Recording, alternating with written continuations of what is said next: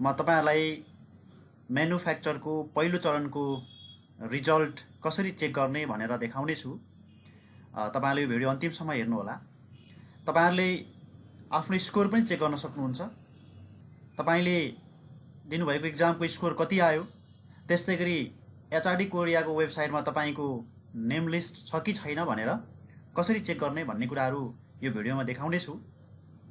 तपाईले थाहा पाइसक्नु भएको छ यो पहिलो चरणको एक्जाममा 6321 जना को नाम लिस्ट परेको छ एचआरडी कोरियाको वेबसाइटमा, अर्थात 6321 जना पास हुनु भएको छ।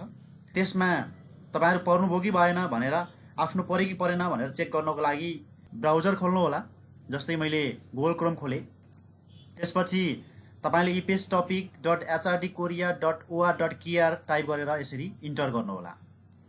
इन्टर गरिसकेपछि यहाँ कोरियन र इंग्लिश भनेर दुईटा अप्सन दिएको छ। तपाई केबाट हेर्नुहुन्छ भनेर तपाई कुन ल्याङ्ग्वेज प्रयोग गर्नुहुन्छ। हामी अहिले इंग्लिशलाई प्रयोग गरौँ र इंग्लिशलाई सिलेक्सन गरिसकेपछि अलि तल जानु होला। यहाँ इंग्लिशमा फेरि क्लिक गरिदिनु होला।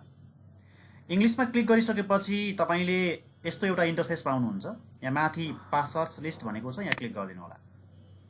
अब पहिला सुरुमा म तपाईलाई तपाईको स्कोर कति आयो भनेर यहाँ चेक गरेर देखाउने छु। यहाँ जति आए पनि तपाईले जसले एक्जाम एटेन्ड गर्नु भएको छ, एक्जाम दिनु भएको छ, उहाँहरु सबैले आफ्नो स्कोर भने हेर्न पाउनुहुनेछ है। जस्तै त्यसको लागि चाहिँ यहाँनिर सी एक्जाम रिजल्ट्समा जानु होला।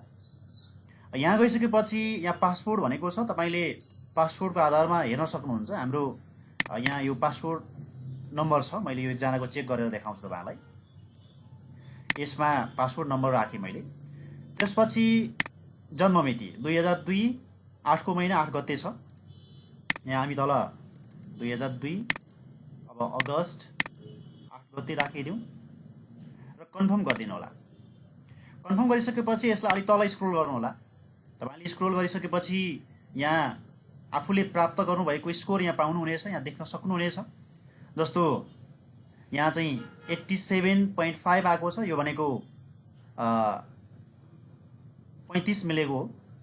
अब यो 35 मिलेको जुन स्कोर छ, अब उहाँको एचआरडी कोरियाको वेबसाइटमा लिस्टमा नेम छ कि छैन यो कसरी चेक गर्ने हामीले। हामी पास भएको हो कि हैन भन्ने कुरा कसरी थाहा पाउने भन्दा तपाई यहाँ जानु होला।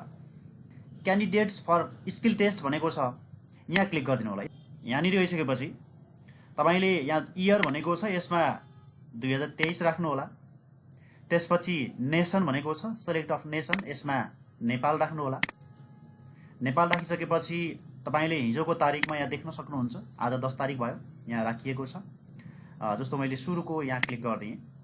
अब यहाँ क्लिक गरिसकेपछि तपाईले सी भन्दा पछाडीको नम्बर यहाँ राखेर सर्च गर्नुपर्ने हुन्छ। जस्तै हामी हेरौँ यहाँनिर यो सी भन्दा पछाडीको यो नम्बरलाई कपी गरेँ मैले। त्यसपछि यहाँ म पेस्ट गरिदिन्छु र यसलाई म सर्च गरिदिन्छु।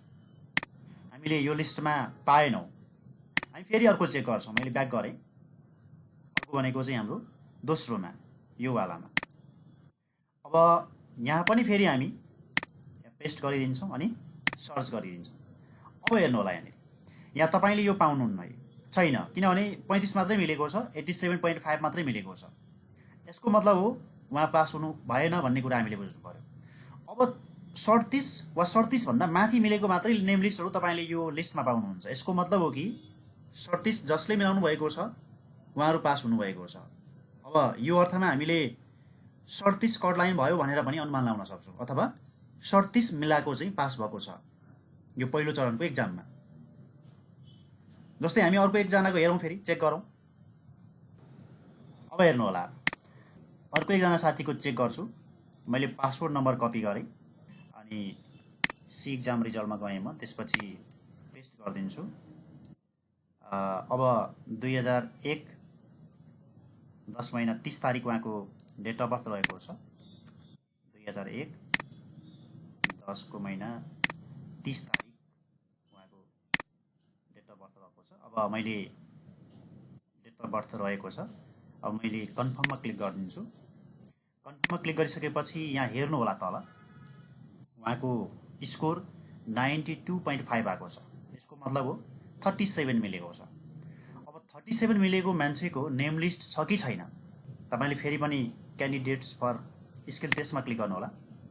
अनि उहाँको यो सी भन्दा पछाडिको नम्बर मैले कपी गरिदिन्छु र यसमा 2023 नेसनमा नेपाल राखिदिन्छु र अब मैले यहाँ पहिलो यहाँ क्लिक गरिदिन्छु र यसमा पेस्ट गरेर मैले सर्च गरिदिन्छु। सर्च गर्दा भएको छैन। अब दोस्रोमा हामी हेर्छौँ, अर्कोमा यो लिस्टमा हेर्छौँ हामी, यसमा मैले पेस्ट गरिदिएँ र म सर्च गरिदिन्छु। अब सर्च गर्दाखेरि तपाईँले यहाँ देख्न सक्नुहुन्छ उहाँको नेम लिस्ट आएको छ। यसको मतलब हो कि 37 मिलेको पनि पास भएको छ है। यो अर्थमा हामीले 37 कट लाइन भएको भनेर भन्न सक्छौँ। 37 वा 37 भन्दा माथि जसले मिलाउनु भएको छ उहाँहरू पास हुनुभएको छ। उहाँहरूको नेम लिस्ट एचआरडी कोरियाको वेबसाइटभित्र राखिएको छ। हस् त, तपाईँहरूले यसै गरी आफ्नो चाहिँ रिजल्टहरू हेर्न सक्नुहुनेछ। अब पिडिएफ फाइल अन्य डिटेल कुराहरू भने तपाईँले नेपालको एचआरडी वेबसाइटमा सम्भवतः आज भरेसम्म अथवा 1-2 दिनभित्रमा त्यो पाउनुहुनेछ। धन्यवाद।